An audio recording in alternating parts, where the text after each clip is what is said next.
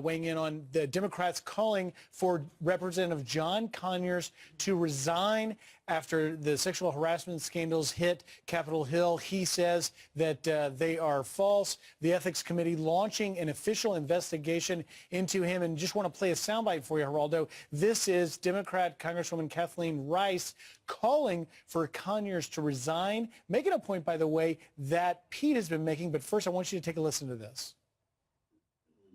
Enough is enough. At this point, what I am voicing publicly is what every single private citizen is saying across America. Why are the rules for politicians in Washington different than they are for everyone else? Once we start getting into the realm of politicians, well, let's get the Ethics Commission into it and, let's investigate this, and take forever to come up with a conclusion. That's not real. That's not real. And that's not accountability. Now, Geraldo, where do you weigh in on this? Well, I think that John Conyers, first of all, if he were to resign, it's a safe Democratic seat, so there's really no national political strategic cost to the Democrats if John Conyers was to resign. Of course, he is the most senior man, 88 years old. I'm sorry, I just can't get my head around John Conyers as a sex harasser. I just see him as maybe a dirty old man ambling around, in his office in his tighty-whities. I don't know if that's particularly sexual. It's probably harassment. But you can't, and this really bugs me. People say the Senate or the Congressional Ethics Committee just kind of a rubber stamp. They'll take it in secret. They'll do nothing. It's really a potent committee in the sense that you really do get stung. What I think they should be investigating is how they got taxpayers to pay for John Conyers' settlement on the, for the alleged victim of his harassment. Why does the taxpayer pay? Why not the congressman pay? And I think that if we make them pay their own penalty, well, as they should. Yeah. And two questions. Well, isn't harassment harassment? And then the second question is the Detroit Free Press has also called for him to resign. So how big do you think this political pileup is going to be on Rep. Conyers?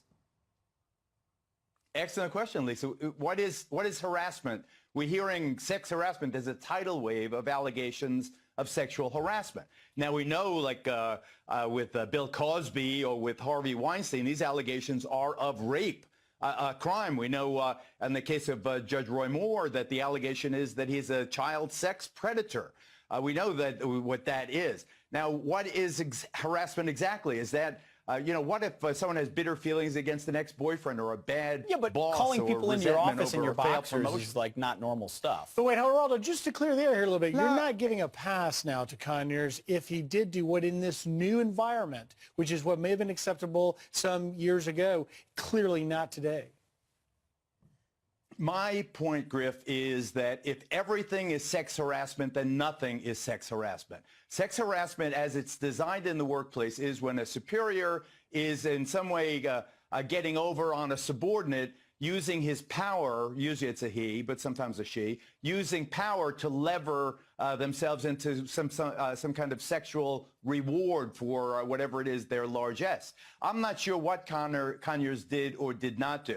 I think the Ethics Committee will determine that. And if they find a crime, they will refer to the U.S. attorney. In terms of prejudging him now, as the Democratic Congresswoman from New York State is doing, I get a little queasy about that. But I'm telling you, the point with Conyers, and the most important point, and I'm going to come back to this, is that how did this coot, this old coot, how did he get the taxpayers to pay for his misdeeds, Geraldo, his alleged misdeeds? We also want to get your take on another topic. I'm sure you've seen the back and forth with Time Magazine and the president. He tweeted out suggesting that he was probably going to be the Time Magazine Person of the Year. Time Magazine responded in saying that, actually, that's not necessarily the case. We wouldn't have announced this till I think it was December 6th. So what's your take on this latest feud, this latest back and forth with the president and the media?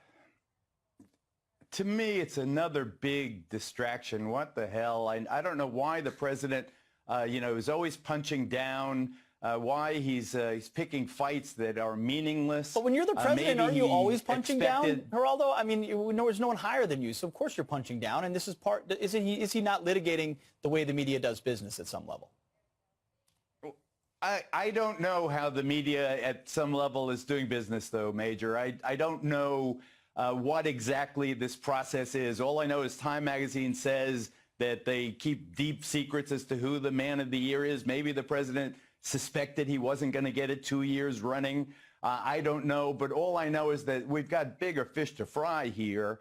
You know, Time Magazine is a shadow of its former self. I think that's a much bigger issue, how the demise of this once powerful institution has been unfolding right before our very eyes. The president had a fake Time Magazine Person of the Year cover for many years. I know, maybe in our generation it still counts for something. Geraldo, but I wish the president, it's other things to do. We need to check your schedule. The president's tweeting, he said, look, I don't have time for probably being nominated, but could you be the man of the year? I'd like to see you on the cover of Time Magazine, to be honest with you. That might help bring the magazine back. The president will sell magazines if he's on the cover. I remember one time I was on the cover of Newsweek magazine with a broken nose in the same year I was on the cover of Playgirl, so I really enjoyed it. That was a very exciting year in my career. I don't know if the president's ever been on the cover of Playgirl. Maybe you should lobby for that.